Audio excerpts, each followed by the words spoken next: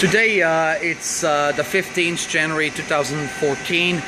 Pre-owned CTX 410 Gildemeister on the power. We run here, door closed, spindle whisper quiet here, very quiet spindle, and it's a Fanuc control.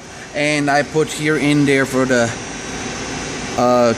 tool changing here, T0101 end of block insert, NC start.